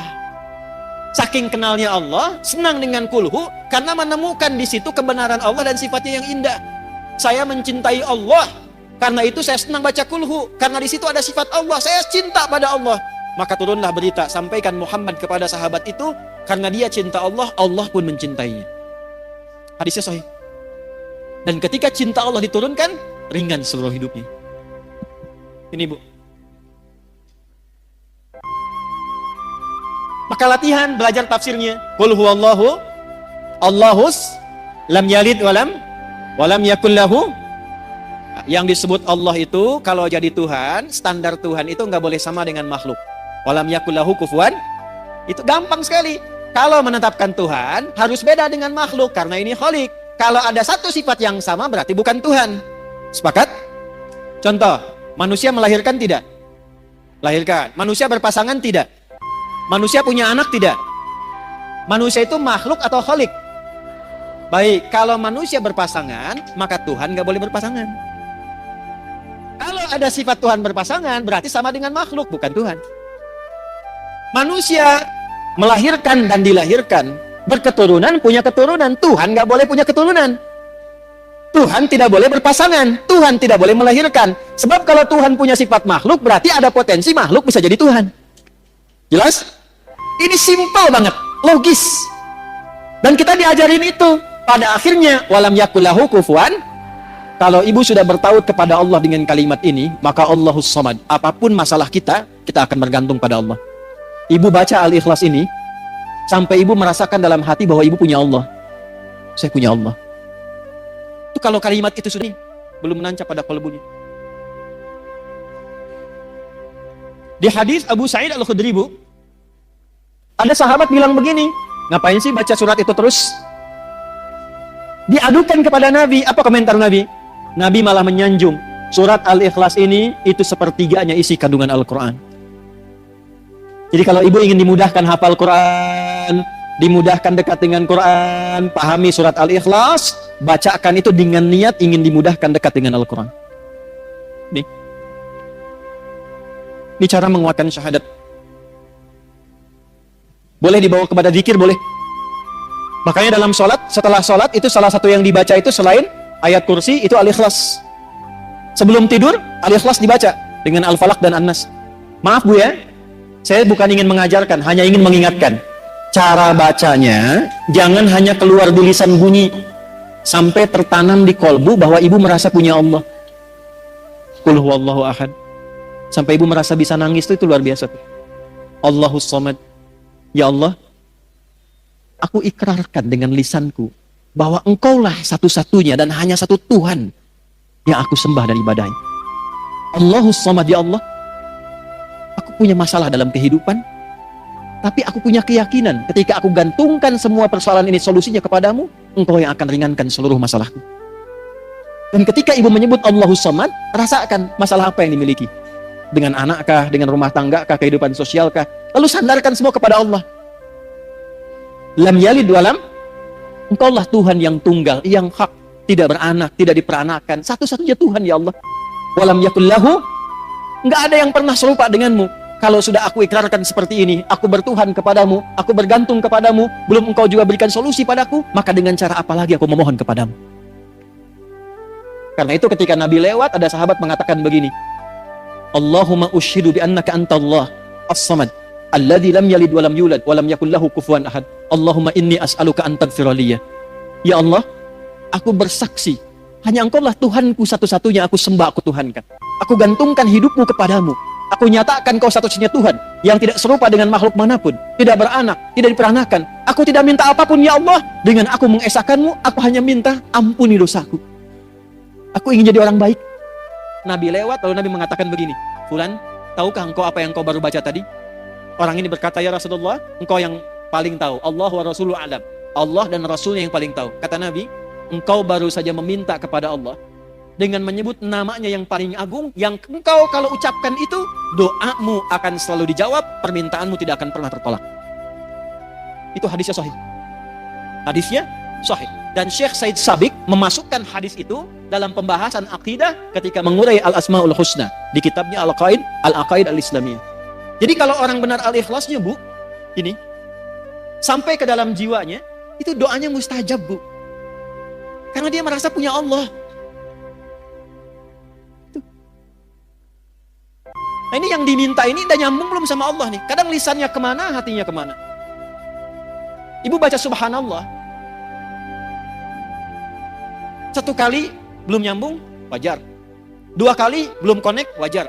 33 kali belum nyambung, ibu mesti baca berapa kali lagi? Bu keluar dari sini ya. Mie ayam. Sampai 33 kali itu. Saya yakin sampai mau tidur, ibu akan ingat mie ayam itu. Gak percaya silahkan. Mie ayam. 33 kali. Minimal ibu akan cari kan? Ibu tiap hari, Bu, subhanallah. Dari 33 ini, bagian keberapa yang sampai ke dalam hati? 9, 10, 11. Alhamdulillah. Lisan ibu alhamdulillah, tapi tuntunan nikmat mintanya makin terus banyak. Sudah dikasih sepeda, minta motor. Dikasih motor, minta mobil lagi. Padahal baru alhamdulillah, sepeda saja belum pernah dibawa menunaikan sholat 5 waktu di masjid. Seringnya sepedaan, kadang dibawa sampai ke pulau lain, sepedaan dengan teman yang lain, belum pernah diantarkan jadi saksi di akhirat bahwa dia pernah mengantar orang ini sholat di masjid, pernah ikut pengajian, dan itu akan dihisab. Sepeda belum dipakai ibadah, sudah minta motor. Motor belum dipakai ibadah, sudah minta mobil. Kadang Allah tahan, bukan gak pengen ngasih. Fulan, pakai dulu ibadah supaya hisabmu ringan. Kan kamu baru bilang alhamdulillah tadi. Itu. Allahu Akbar. 33 kali, kali 5 tuh. 165. Dalam sehari. Allahu Akbar. Tapi masih kalah juga. Allahu Akbar. Ayo cek ke masjid, ayo. Diskon, engkewe sekedap. Nomor 2. Ini saya tanya serius nih. Ibu kalau ada pas sinetron Korea yang paling ibu senangi, pas waktunya adzan, ibu tunda dulu sinetronnya untuk sholat, atau ibu tahan dulu tetap nonton, nanti sholatnya nomor 2? Ya, alhamdulillah. Checklist ya. Lihat sini. Ini materi itu sebetulnya sederhana, Bu. Cuman kedalamannya ini yang jarang diungkap. Maksud saya, checklist ini syahadaten formal iya, sampai ke dalam jiwa cek sudah belum? Latihan tiap hari. Nyambung lagi, cara melatih supaya ketika syahadat saya merasa punya Allah itu bagaimana? Lakukan seperti Nabi bimbing kita. Karena itu ada bagian keduanya. Wa asyhadu anna Muhammadan. Tanya ke Nabi, ya Rasulullah, gimana cara melatih syahadat? Wa tuqimas shalah. Jaga dalam sholat. Karena itu dalam sholat kita bersyahadat. Waktu tasyahud syahadat tidak? Sholat dibuka dengan kalimat apa? Ya, kalimatnya apa? Allah. Waktu ibu mengucapkan Allahu Akbar, sudah kenal Allah belum? Tuh. Ini saya cek ya. Kalau sudah takbir baca apa? Iftitahnya bacaannya apa? Allahu Akbar kabira, walhamdulillah, subhanallahi bukratan. Kemudian baik. Selain yang wajah tuh ada lagi yang baca yang lain? Allahumma ba'id baini wa baina kama ba'adta bainal. Stop, saya kasih 2 contoh ini. Pernah nggak mencari bagaimana Nabi pernah mengamalkan doa iftitah itu setelah takbir? Ibu pernah belajar dan dengar tentang sahabat Abu Bakar kan? Baru takbir, itu saking merasanya punya Allah, itu langsung menangis bergetar. Baru takbir. Sahabat Ali bin Abi Thalib baru adzan sudah bergetar. Belum sholat. Saking merasa punya Allah. Doa yang Allahumma ba'id itu ada di Al-Bukhari, Sahih Al-Bukhari. Riwayatnya oleh sahabat Abu Hurairah. Biasanya dibaca dalam kesempatan sholat siang. Subuh, zuhur, asar, sholat siang. Yang wajah itu ada di Sunan Abu Daud. Biasa diamalkan oleh Nabi pada malam hari. Sanadnya nanti tersambung melalui Imam Ali bin Abi Thalib radhiyallahu ta'ala anhu. Jadi kalau yang Allahumma ba'id dari Abu Hurairah, yang wajah itu dari sahabat Ali bin Abi. Pertanyaannya, kenapa yang wajah itu sering dibaca malam, sementara Allahumma ba'id sering dibaca siang? Walaupun boleh baca wajah itu, subuh boleh, siang boleh, nggak dilarang. Ada 12 doa iftitah, Bu. Boleh-boleh saja, sah. Tapi yang mau saya katakan, kenapa sering dibacanya di waktu itu? Perhatikan caranya. Ketika tangan diangkat, buang urusan dunia ke belakang. Kalau pengen khusyuk sholatnya, pasrahkan urusan kita kepada Allah, jadikan Allah yang maha agung, yang lain gak penting, buang urusan dunia ke belakang. Kenapa sholat jarang khusyuk? Karena ketika takbir dunianya masih dibawa. Allahu Akbar, oh diskon ini sekian, ini jemuran belum diangkat, ini masuk. Buang ke belakang. Pasrahkan kepada Allah. Gak, ini ada kitabnya, ya. Ada beberapa kitab, kita simpulkan saja dengan cepat karena waktunya tinggal 5 menit. Lihat sini. Allahu Akbar, angkat tanganmu sejajar dengan pundakmu di sini, hadwaman kibaihi, atau sejajar daun telinga di sini, hadis An-Nasai. Tapi dua makna ini artinya apa? Angkatlah tanganmu, pasrahkan dirimu kepada Allah. Sekarang sholat dibuka, hanya Allah yang maha agung, yang lain gak penting, semua buang ke belakang. Maka itu di Abu Daud dikatakan faqul, maka katakan Allahu Akbar. Saking pentingnya komitmen itu diucapkan dengan lisan. Di Islam itu, Bu, kalau ada ibadah yang membutuhkan kekuatan supaya hatinya mantap, itu lisannya dipandu berucap. Haji, umrah, itu kenapa sampai lisan mengatakan labaik Allahumma hajjan, labaik Allahumma umrah? Karena ini ibadah penting, hatinya mesti mantap, dibantu oleh lisan, ucapkan. Sama dengan ibu begini, ibu sedang punya masalah, tidak mudah misalnya, itu dipandu oleh Quran, katakan pada hatimu, katakan inna ma'al usri.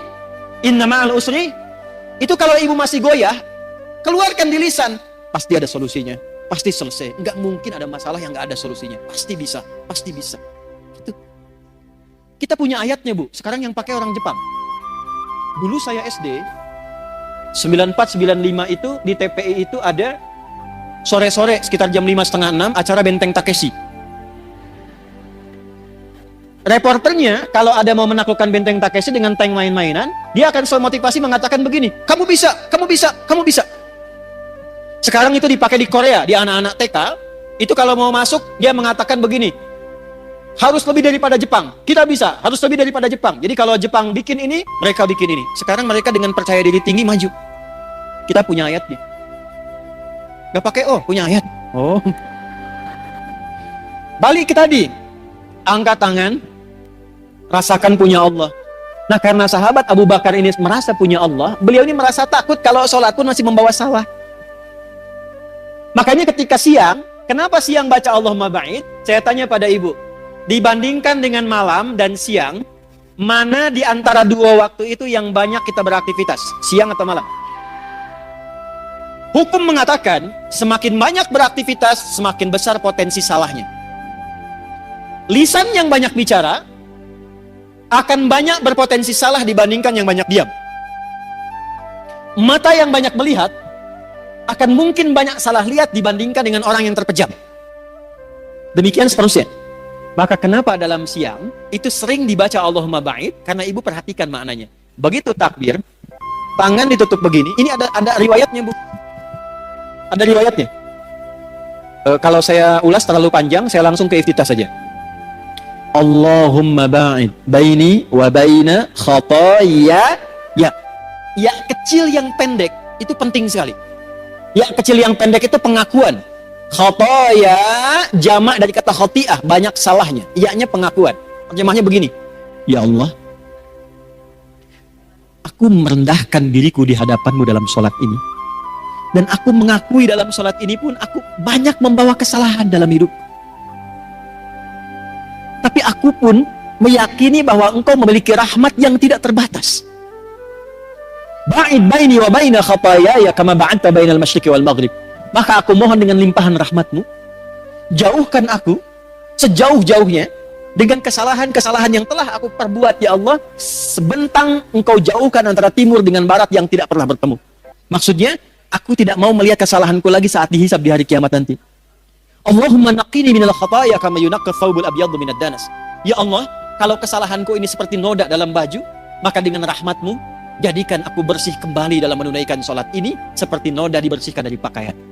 Allahumma ghsilni bil ma'i wa thalji wal barad. Ya Allah, sekotor apapun dosa yang aku bawa dari ujung kepala sampai ujung kaki, mohon hilangkan dengan sholat ini seperti pakaian yang dicuci dengan air yang sangat jernih dan dingin.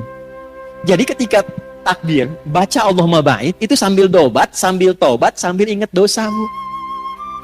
Jadi begitu takbir Allahumma ba'id baini wa baina khataayaya, ibu bayangkan saat sholat itu membawa salah apa sebelum sholat? Salah ucap kepada anak, salah sikap kepada suami, salah pikiran, salah tutur kepada kedua orang tua, bahkan sudah meninggal masih salah sangka.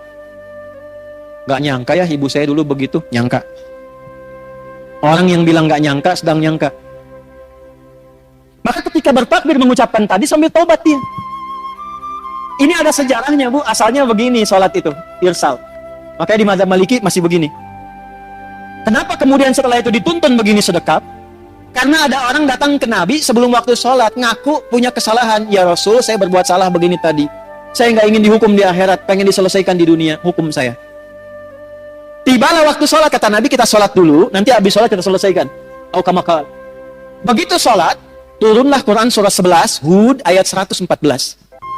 Aqimis sholat atarafain nahar, wa zulatan minal lail, innal hasanati yudhibnas sayyiat. Maka selesai salam, Nabi meninggalkan tempat sholat, dikejar oleh orang ini. Ya Rasul, tadi saya minta dihukum dulu, saya punya salah. Saya nggak mau dihukum di akhirat. Kata Nabi, aukamakala, Allah sudah menurunkan satu ayat yang menghapuskan kesalahanmu tadi. Aqimis sholata, tunaikan sholat dengan benar. Tarafain nahar, wa zulafam minal lail. Naharnya didahulukan di kedua sudut siang dan bagian waktu malam. Innal hasanati yudhibnas sayyiat. Kalau engkau kerjakan sholat dengan baik, maka sholat itu akan membimbing engkau menghilangkan keburukan-keburukanmu. Yang sering banyak kesalahan terjadi, bukan karena faktor luar, tapi karena tak mampu mengendalikan nafsu yang ada dalam diri ini. Ini, di sini tempatnya. Ada orang lewat gak nyapa ibu, terus ibu simpulkan, sombong ya dia, iya ya. Padahal dulu saya yang bantu dia loh, katanya. Mungkin dia sedang buru-buru Bu, mungkin sedang ingin ke dokter, mungkin sedang sakit gigi. Cuman karena salah kesimpulan di sini, akhirnya yang terjadi salah persepsi, salah sangka, terjadilah kemudian hal yang tidak diinginkan. Maka apa yang terjadi? Ini yang salah. Biasanya yang kurang-kurang baik digambarkan dengan yang kiri. Ini bukan ngarang-ngarang ya. Ini ada ilmunya, ada kitabnya. Nadharat fi ma'anis shalah, asrarus shalah. Di antara kitab-kitab yang menuliskan tentang makna dalam gerakan dan bacaan sholat. Kenapa kiri didahulukan begini? Ingin menunjukkan pesan begini. Yang pertama, sumber keburukan manusia itu ada di sini. Kalau salah menjaga, seringkali berbuat salah digambarkan dengan yang kiri. Kalau engkau pernah berbuat salah, tutupi dengan kebaikan tangan kananmu dan jaga kehadiran hatimu ini supaya engkau jadi orang baik untuk selamanya. Makanya ketika ibu bertakbir dalam sholat, Allahu Akbar, tangan ini komitmen bahwa ibu akan berubah jadi orang baik. Karena merasa punya Allah. Itulah kalau malam kenapa yang dibaca wajah tuh, ya, bahkan ditambahkan dulu dengan doa pembuka. Allahu Akbar kabira itu Bu, satu di antara 12 doa iftitah. Ditambahkan wajah tuh, itu gabungan dua doa. Yang satu menghadirkan Allah dulu supaya merasa punya Allah. Allahu Akbar kabira, alhamdulillahi katsira, wa subhanallahi bukratan wa asila. Tertanamlah rasa punya Allah dalam hati dengan kalimat itu. Baru dibaca. Wajjahtu wajhiya lilladzi fataras samawati wal ardh hanifan muslima wa ma ana minal musyrikin. Inna salati wa nusuki wa mahyaya wa mamati lillahi rabbil la syarika lah wa bidzalika umirtu wa ana awwalul muslimin. Perhatikan kalimatnya. Ya Allah, di keheningan malam ini aku pasrahkan diriku sepenuhnya padamu. Engkaulah Tuhanku. Kalau aku selama ini sholat, selama ini ibadah, aku selama ini hidup, perhatikan, atau engkau wafatkan aku di detik ini ya Allah, hamba pasrah. Lillahi rabbil alamin, hanya untukmu saja penguasa segala alam. Tapi bila engkau beri kesempatan aku hidup setelah sholat ini, aku ingin berjanji menjadi pribadi yang lebih baik dan tidak akan pernah musyrik selama hidup. Jadi wajah itu Itu perjanjian kita kepada Allah dengan komitmen mengatakan, ya Allah, aku merasa punya Tuhan, Engkaulah Tuhanku. Karena aku bertuhan kepadamu, aku berjanji akan jadi orang baik dan menyiapkan bekal sebelum pulang kepadamu. Pernah nggak ada rasa itu sebelum kita sholat? Itu yang saya maksudkan checklist. Pentingnya ngaji itu. Jadi nggak usah bahas yang tinggi-tinggi yang nggak kita butuhkan dalam tanda petik. Ini aja dulu supaya selamat. Anak udah sholat belum? Sekolahnya bagus, bangunannya bagus, modern, bayarannya mahal, trennya bagus, tapi nggak bisa sholat. Coret bu. Untuk apa? Ibu yang ngandung dia, ibu yang melahirkan berjuang dengan kematian, ibu yang memberikan ASI, ibu yang dihisab. Terus ibu tempatkan anak itu di tempat yang tidak mengenal Tuhan, yang memudahkan ibu lahiran, memudahkan anak itu dalam kandungan. Terus ketika ibu meninggal, dia pun gak mampu menyolatkan ibu. Lantas untuk apa selama ini pengorbanan yang ibu lakukan? Ini penting saya katakan, karena saya pernah menangani kasus dulu di Jakarta. Awal-awal saya kembali dari Tripoli. Tentang hukum anak meng-hire orang-orang lain untuk menyolatkan kedua orang tua yang meninggal. Karena dia gak tahu cara nyolatkannya bagaimana. Pada sekolah tinggi sampai ke luar negeri. Checklist bu, latihan dari kecil anak-anak. Dari kecil, kenalkan Allah. Zakat, punya cita-cita ya bu ya. Yang penting ibu bisa zakat selama hidup. Nggak harus ibu pikirkan banyaknya. 1000 alhamdulillah, 100 alhamdulillah. Niatkan selama hidup bisa zakat. Usaha. Kalau cuman pengen kaya, yang belum punya iman pun sudah banyak bu yang kaya. Itu bukan persaingan. Beda cara berpikirnya. Saya ini dagang supaya saya bisa zakat. Karena saya punya Tuhan, namanya Allah. Saya pengen taatin Allah. Saya pengen bisa infak. Ya Allah, beri kemampuan saya untuk zakat bulan ini 25 juta aja ya Allah. Zakat itu berapa persen? 2,5%. Jadi kalau ibu minta zakat 25 juta, ibu minta rezeki 1 miliar itu. Zakat. Walaupun 100 ribu, walaupun 100 rupiah. Maksud saya begini, ketika nanti dihisab di hari kiamat, dipanggil Ibu Siti Aisyah. Syahadat, checklist. Salat, checklist. Zakat, checklist. Nggak akan dilihat bu. Malaikat itu nggak senang gosip. Nggak ada kata malaikat, Ibu Aisyah cuma 100 ya? Iya, nggak ada. Yang ada itu cuma checklistnya. Zakat, checklist. Nggak akan dilihat berapa banyaknya. Kita pengen saat dipanggil dan disebutkan Iqra kitabak. Kafa binafsikal yauma 'alaika hasiba. Baca kitab hisabmu. Begitu dibaca, saya pernah zakat, alhamdulillah. Puasa, aman, karena tanpa modal. Ya kan? Aman. Yang belum aman itu masuk nggak ke waktu puasanya. Makanya banyak berdoa. Latihan. Sekarang latihan puasa ya.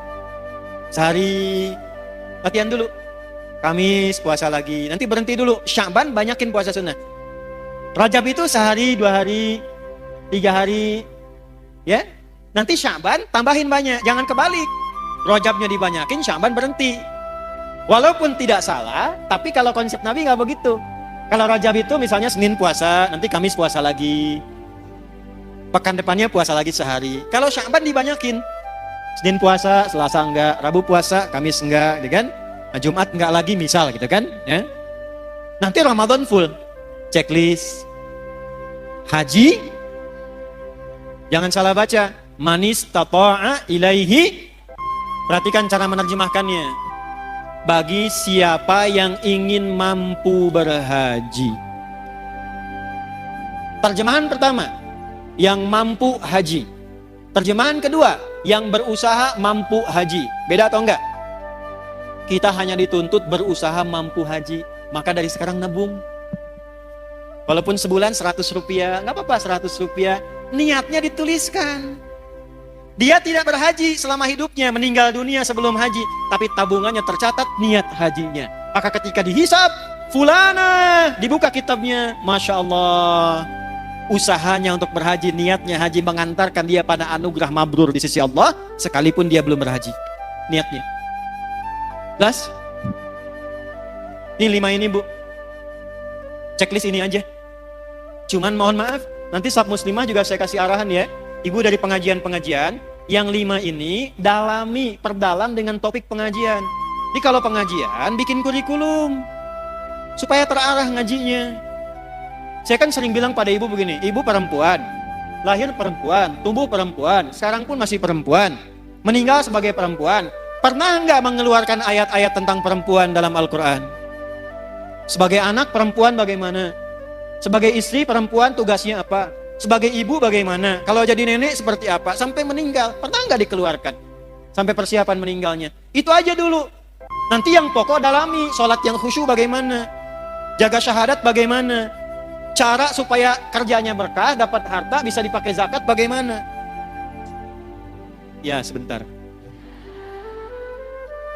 Waktu habis katanya. Ya, kemudian puasa dan cita-citakan haji. Jelas? Saya mau kasih amalan, mau? Insya Allah kalau ini diamalkan, yang 5 ini akan mudah. Amalnya sederhana. Usahakan tiap hari baca Al-Quran. Saya ulangi ya. Usahakan tiap hari baca walaupun 1 ayat. Tapi jangan yang 1 ayat 1 huruf. Nun, lumayan. Usahakan ya. Yuk saya ajarkan doa. Ibu boleh rekam, atau yang gak sempat rekam, ini kan nanti direkam. Sekarang live gak? Live ya. Nah, nanti bisa potong dari sini doanya. Boleh diikuti juga. Allahumma ja'alni. Ulangi. Allahumma ja'alni ahlal Qur'anil Karim waj'alil Qur'ana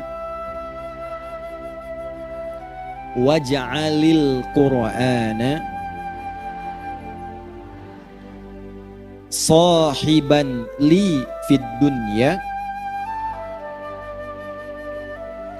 wa syafi'an li fil akhirah. Gitu ya. Membaca itu setiap selesai sholat, baca Allahumma ja'alni ahlal Qur'anil Karim waj'al Qur'ana sahiban li fid dunya wa syafi'an li fil akhirah. Insyaallah kalau doa itu dibaca dan kita rajin baca Quran tiap hari, apalagi berusaha menghafal Quran, insyaallah kita akan terjaga. Dan ini yang 5 akan dimudahkan. Yang 5 akan dimudahkan. Assalamualaikum warahmatullahi wabarakatuh. Alhamdulillahirabbil alamin. Segala puji hanya milik Allah Subhanahu wa taala yang telah memberikan kita kesempatan untuk menyimak kajian ini hingga selesai. Sebagai penutup, mari kita rangkum kembali inti pembahasan dari ceramah yang telah kita dengarkan bersama. Dalam kajian ini, dijelaskan bahwa manusia saat ini hidup di masa akhir zaman, yaitu periode sejak Nabi Muhammad SAW diutus hingga terjadinya hari kiamat. Akhir zaman bukan berarti kiamat akan terjadi besok, melainkan masa panjang yang ditandai dengan berbagai perubahan besar dalam kehidupan manusia. Di antara tanda-tanda yang disebutkan Nabi Muhammad SAW adalah tersebarnya fitnah, banyaknya kebohongan dan manipulasi, sulitnya membedakan antara kebenaran dan kebatilan, serta percepatan waktu yang sangat terasa. Selain itu, terjadi percepatan digital dan kemudahan akses pasar, sehingga transaksi dan informasi dapat dilakukan dengan sangat cepat. Pada masa ini pula, banyak ulama yang wafat, sementara muncul orang-orang yang tidak memiliki keilmuan yang kuat, namun berani berbicara dan memberi fatwa dalam urusan agama. Melihat kondisi tersebut, muncul pertanyaan penting, yaitu bagaimana cara agar seorang muslim dapat menjalani kehidupan dengan selamat di dunia, apapun perannya dan pekerjaannya, serta kembali kepada Allah Subhanahu wa Ta'ala dalam keadaan baik dan bahagia? Jawaban dari pertanyaan tersebut ditegaskan dalam Al-Quran dan Sunnah Nabi Muhammad SAW, yaitu dengan menjaga iman dan meningkatkan takwa. Takwa dijelaskan sebagai kunci keselamatan dunia dan akhirat. Takwa bukan hanya ucapan, tetapi sikap hidup yang diwujudkan dengan ketaatan kepada Allah dan menjauhi larangannya. Dalam Al-Quran, Allah sering memulai perintah dengan panggilan, "Wahai orang-orang yang beriman." Panggilan ini menunjukkan bahwa Allah mengakui keimanan hambanya tanpa melihat status sosial, harta, jabatan, atau latar belakang. Ayat-ayat yang diawali dengan panggilan iman menjadi ukuran untuk menilai kualitas iman seseorang. Apakah imannya kuat, sedang, atau lemah, tergantung pada sejauh mana perintah setelahnya diamalkan. Salah satu indikator utama iman adalah sholat. Orang yang imannya kuat akan menjaga sholatnya, mengetahui waktunya, dan mempersiapkannya dengan baik. Sholat bukan sekadar kewajiban, tetapi sarana membangun kedekatan dengan Allah Subhanahu wa Ta'ala. Semakin kuat iman seseorang, semakin ringan pula beban hidup yang ia rasakan. Kajian ini juga menegaskan bahwa kebahagiaan sejati tidak ditentukan oleh harta, kedudukan, atau popularitas. Banyak orang memiliki kelimpahan materi namun hidupnya gelisah. Sebaliknya, ketenangan dan kebahagiaan lahir dari takwa. Takwa menjadikan hati tenang, pikiran jernih, dan masalah hidup terasa lebih ringan karena disandarkan kepada Allah. Selain itu, disampaikan pula pentingnya menjaga dan menguatkan syahadat sebagai fondasi iman. Syahadat adalah kunci keselamatan akhirat, namun dapat menjadi rapuh jika tidak dijaga dengan ilmu. Oleh karena itu, umat Islam dianjurkan untuk mengenal Allah dengan benar, tidak terjebak dalam perdebatan yang tidak bermanfaat, dan fokus pada pemahaman tauhid yang sederhana namun kuat. Sebagai contoh penguatan tauhid, dijelaskan pentingnya memahami dan mengamalkan surah Al-Ikhlas. Surah ini mengajarkan keesaan Allah dan menjadi sarana agar seorang hamba benar-benar merasa memiliki Allah sebagai satu-satunya tempat bergantung. Ketika keyakinan ini tertanam kuat dalam hati, maka kehidupan akan terasa lebih ringan dan terarah. Dalam kajian ini juga ditekankan bahwa iman dan takwa harus ditanamkan sejak dini dalam keluarga. Mengenalkan Allah kepada anak-anak, membiasakan ibadah, dan memberikan teladan yang baik merupakan bekal utama agar mereka tumbuh dalam penjagaan Allah Subhanahu wa Ta'ala. Kesimpulannya, di tengah kondisi akhir zaman yang penuh tantangan, keselamatan dunia dan akhirat hanya dapat diraih dengan menjaga iman, meningkatkan takwa, melaksanakan ajaran Islam dengan benar, serta terus kembali kepada Al-Quran dan Sunnah Nabi Muhammad SAW. Demikian rangkuman kajian pada video ini. Jika video ini bermanfaat, silahkan klik like, bagikan kepada keluarga dan sahabat, serta subscribe channel ini agar tidak ketinggalan kajian-kajian bermanfaat lainnya. Kami juga mengajak sahabat semua untuk mendoakan Ustadz Adi Hidayat di kolom komentar. Semoga Allah Subhanahu wa Ta'ala senantiasa menjaga beliau, memberikan kesehatan, berkah ilmu, dan menjadikan setiap dakwah beliau sebagai amal jariah yang terus mengalir. Terima kasih telah menyimak hingga akhir. Wassalamualaikum warahmatullahi wabarakatuh.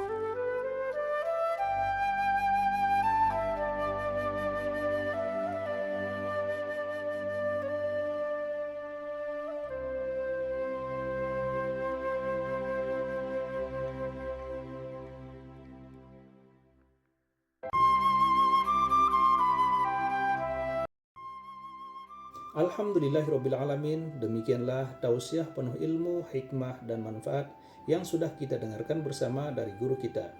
Semoga tausiah yang beliau sampaikan kepada kita semua menjadi ilmu yang bermanfaat dalam kehidupan kita sehari-hari. Dan semoga kita semua bisa istiqomah dalam mengamalkannya. Amin ya rabbal alamin. Sahabat beriman yang dimuliakan Allah, demikian yang dapat saya bagikan. Kurang lebihnya mohon maaf. Sampai bertemu lagi di kajian berikutnya. Wabillahi taufiq wal hidayah, waridho wal inayah. Wassalamualaikum warahmatullahi wabarakatuh. Setelah kita mendengarkan bersama tausiah yang sangat luar biasa dari guru kita, sekarang mari kita lanjutkan aktivitas kita masing-masing. Buat sahabat semua, saya ucapkan terima kasih banyak sudah menyimak tausiah ini sampai selesai. Doa dan harapan saya, semoga sahabat semua selalu diberikan kesehatan, dimudahkan segala urusannya, dan dilancarkan rezekinya. Amin ya rabbal alamin. Selamat beraktivitas dan sukses selalu. Sampai bertemu lagi di video berikutnya. Wassalamualaikum warahmatullahi wabarakatuh.